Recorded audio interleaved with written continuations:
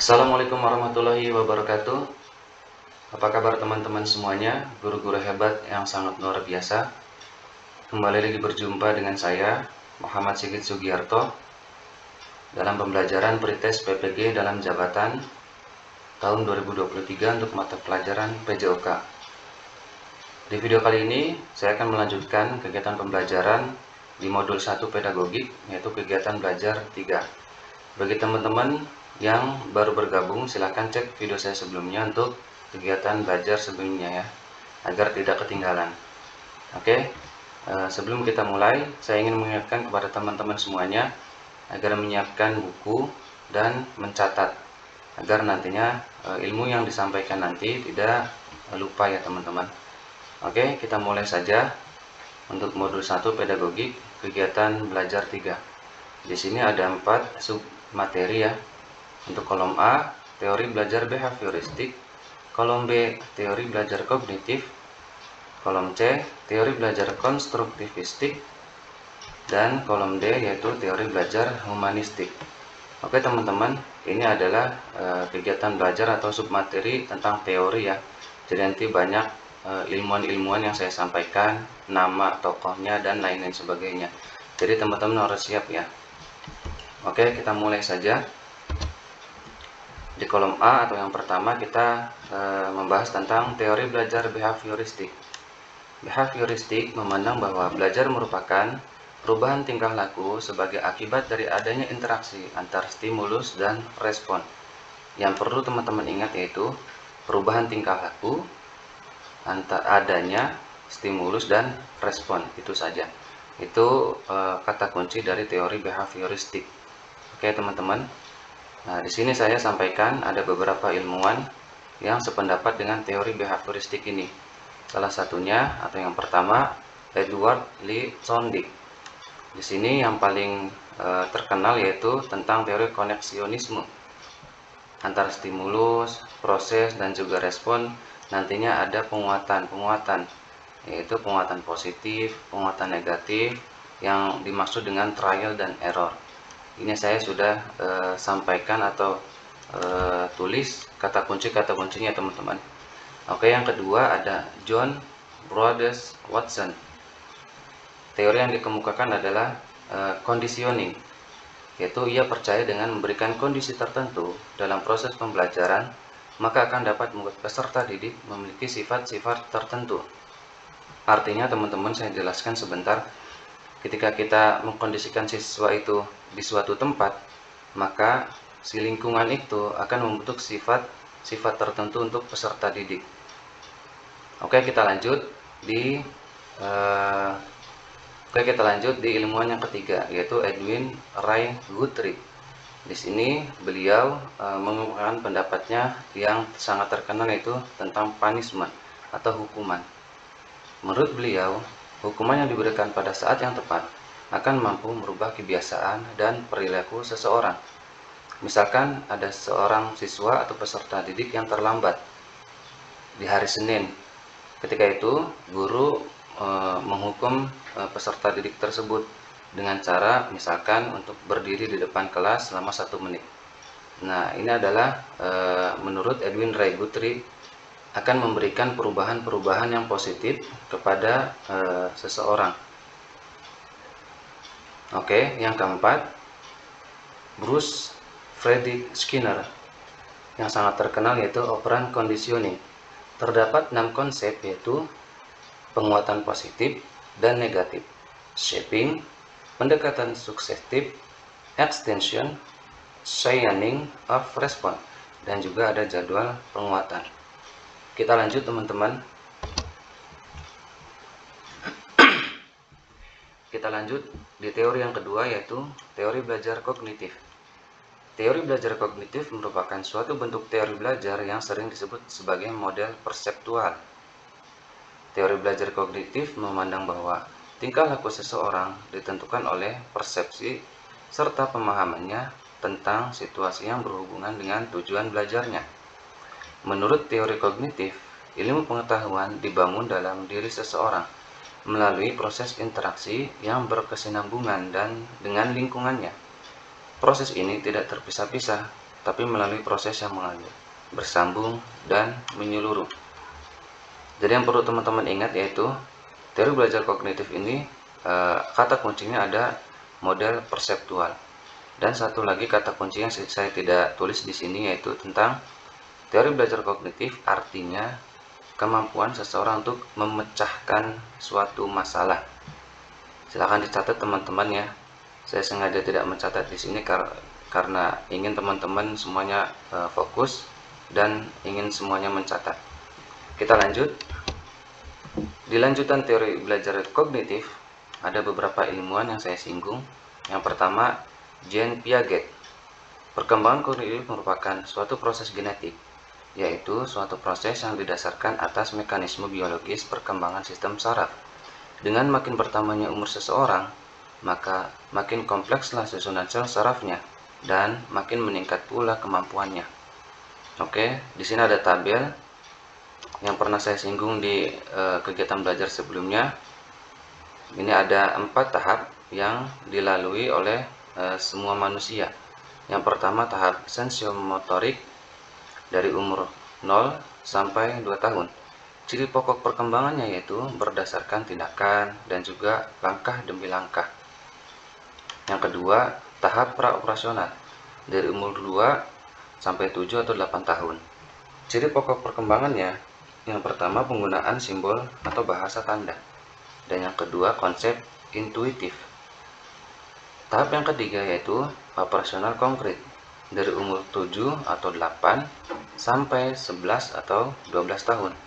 Di sini ciri pokok perkembangannya yaitu memakai aturan yang jelas atau logis dan reversibel atau kekekalan. Tahap yang terakhir yaitu operasional formal dari umur 11 sampai 12 dari umur 11 atau 12 sampai 18 tahun. Ciri pokok perkembangannya yaitu hipotesis, abstrak, deduktif dan induktif, dan juga logis dan probabilitas. Kita lanjut di teori atau keilmuan selanjutnya untuk teori belajar kognitif, yaitu ada Jerome Bruner atau teori free discovery. Ia menjelaskan bahwa proses belajar akan berjalan dengan baik dan kreatif jika guru memberi kesempatan kepada peserta didik untuk menemukan suatu aturan, yaitu termasuk konsep, teori, definisi, dan sebagainya. Ada 3 tahap yang menurut Jerome Bruner yang termasuk ke dalam teori free discovery. Yang pertama, tahap enaktif. Seseorang melakukan aktivitas dalam upayanya untuk memahami lingkungan sekitarnya. Kata kuncinya itu pengetahuan motorik. Bisa meraba, bisa mencium, dan lain sebagainya. Yang kedua, tahap ikonik, yang artinya seseorang memahami objek-objek atau dunianya melalui gambar-gambar dan visualisasi verbal. Tahap yang ketiga itu tahap simbolik. Seseorang telah mampu memiliki ide-ide atau gagasan-gagasan abstrak yang sangat dipengaruhi oleh kemampuannya dalam berbahasa dan logika. Oke teman-teman, jangan pusing ya teman-teman, saya sudah menandai kata-kata pentingnya saja ya. Oke, untuk ilmuwan yang ketiga, lanjutan dari teori belajar kognitif, yaitu ada David Ausubel. Saya bacakan ya teman-teman. Menurut beliau, peserta didik akan belajar dengan baik jika isi pelajaran atau instruksional kontennya sebelumnya didefinisikan dan kemudian dipresentasikan dengan baik dan tepat kepada peserta didik. Ausubel mengklasifikasikan belajar dalam 2 dimensi, yaitu dimensi pertama berhubungan dengan cara informasi atau materi pelajaran yang disajikan pada peserta didik melalui penerimaan atau penemuan. Dimensi yang kedua menyangkut cara bagaimana peserta didik dapat mengaitkan informasi tersebut pada struktur kognitif yang telah ada. Baik, kita lanjut teman-teman, yaitu di teori belajar konstruktivistik. Teori belajar konstruktivistik memahami belajar sebagai proses pembentukan atau konstruksi pengetahuan oleh peserta didik itu sendiri. Pengetahuan ada di dalam diri seseorang yang sedang mengetahui.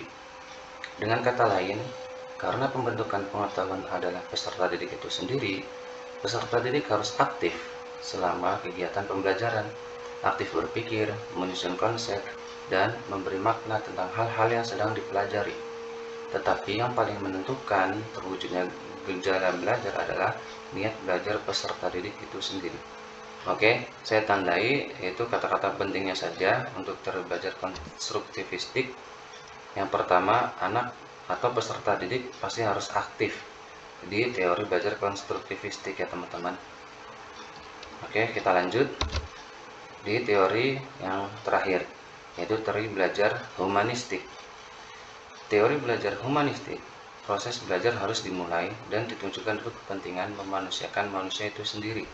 Oleh sebab itu, teori belajar humanistik sifatnya lebih abstrak dan lebih mendekati bidang kajian filsafat, teori kepribadian, dan psikoterapi daripada bidang kajian psikologi belajar. Terapi humanistik sangat mementingkan isi yang dipelajari daripada proses belajar itu sendiri. Oke, kita lanjut kepada soal ya teman-teman. Untuk soal, saya tidak akan memberikan jawabannya teman-teman. Silakan teman-teman jawab sendiri soal tersebut. Nanti saya tulis di kolom deskripsi ya. Tapi jangan dilihat dulu teman-teman. Silakan teman-teman jawab dulu sampai selesai, baru nanti disamakan dengan jawaban yang benar yang ada di kolom deskripsi. Paham ya teman-teman? Oke, ini adalah soal pertama. Untuk lebih cepatnya, silakan teman-teman baca sendiri dan bisa langsung menjawab. Bisa di pause ya teman-teman. Oke, kita lanjut di soal kedua. Silakan baca ya teman-teman. Bisa di pause dulu, kemudian dijawab. Oke, kita lanjut di soal yang nomor 3. Dibaca baik-baik ya teman-teman. Silakan di pause, kemudian dijawab. Oke, di soal yang keempat silakan baca teman-teman, di pause, kemudian dijawab. Oke, lanjut di soal kelima. Silakan baca teman-teman, di pause, dan silakan dijawab. Oke, lanjut di soal ke-6. Silakan baca teman-teman, bisa di pause dulu, kemudian dijawab. Oke, soal yang terakhir, soal nomor 7. Silakan dibaca teman-teman, bisa di pause dulu, kemudian dijawab. Oke, silakan bisa ketik jawabannya di kolom komentar ya teman-teman, dan bisa menyamakan jawaban teman-teman pada kunci jawaban yang sudah saya tulis di kolom deskripsi. Oke, mungkin itu saja pembelajaran hari ini atau di kesempatan kali ini. Jika teman-teman suka video ini, silakan bisa di like, share, di komen, atau juga di subscribe ya teman-teman, agar channel ini bisa berkembang. Terima kasih. Semoga teman-teman semuanya sukses dalam mengikuti segala seleksi atau pretest di PPG tahun 2023. Amin. Assalamualaikum warahmatullahi wabarakatuh.